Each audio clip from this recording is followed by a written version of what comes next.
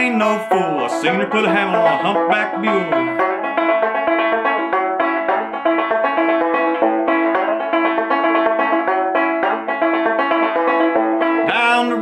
Down the road, everybody's looking off. Down the road, mile and a half. I spied old Ida dragging him back.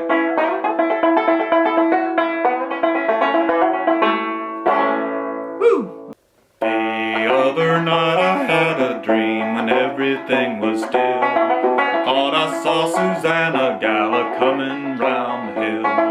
Buckwheat cake was in her mouth, a tear was in her eye. I said, I'm coming from the south. Susanny, don't you cry.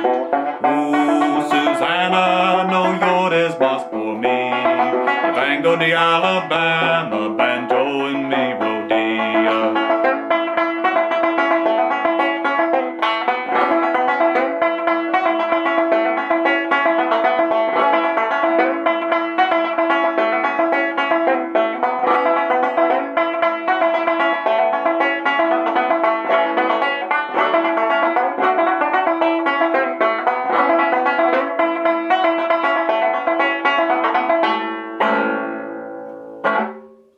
Hello friends and neighbors, got a great antique banjo here today.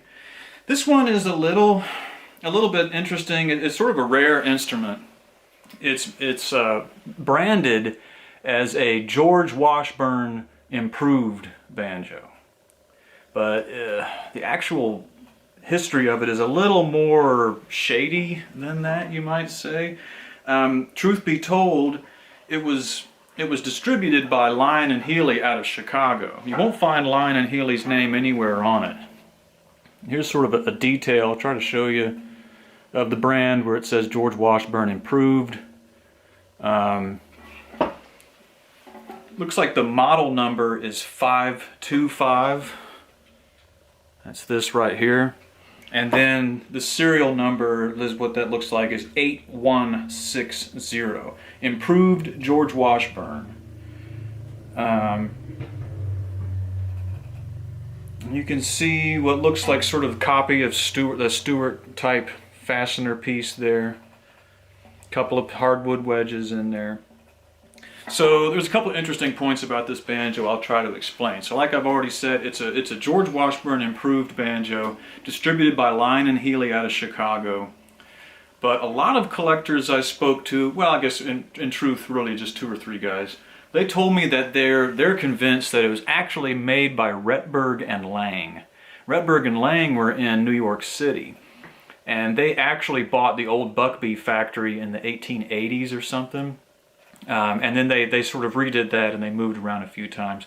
But Rettberg and Lange appear to have made this banjo for Lyon Healy, who then distributed them out of Chicago under the Washburn name. So that's kind of confusing. Adding to the confusion a little bit is, check out the tone ring on the inside. I guess this is why they called it improved. I guess this is the improved tone ring. And you can see, for those of you who've been watching for a few years now, I think maybe 1 or 2 years ago, I did a video on a Fairbanks Curtis Electric. And the Curtis Electric tone ring is basically the same as this, a little bit cheaper than this tone ring. And so both this Washburn improved tone ring and the Curtis Electric tone ring, those are both copies of the Fairbanks Electric tone ring, sort of cheaper knockoff. The Fairbanks Electric tone ring is really nice and it's really expensive. It's sort of a heavy piece of brass, usually nickel plated, I believe, and it's scalloped. And where the scallops rise up is what actually touches the hide, the banjo head.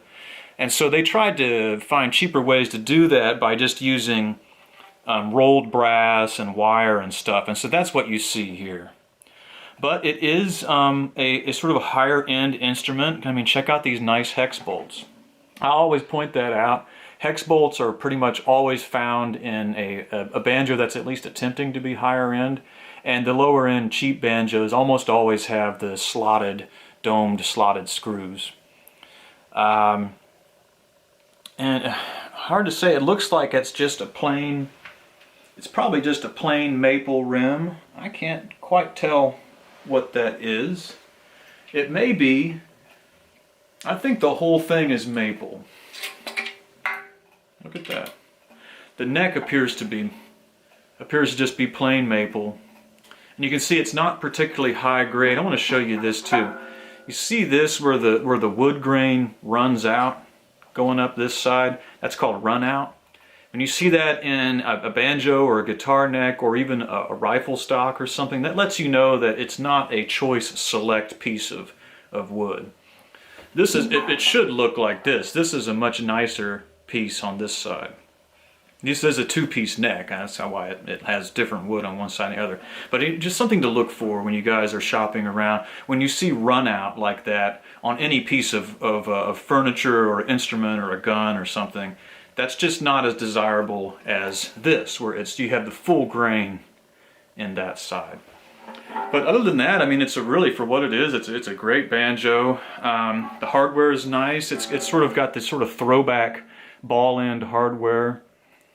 I didn't mention the date on this. It's a rare banjo. I would consider this rare because, as far as we know, they didn't start making these until 1913. That's the earliest appearance.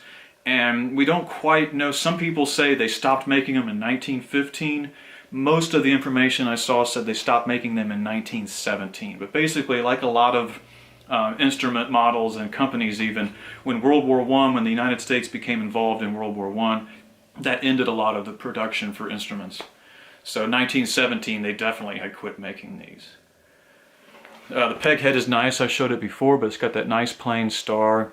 This peg head shape is very indicative of Rettberg and Lange. That's what a lot of people think, that's further evidence that it came from them.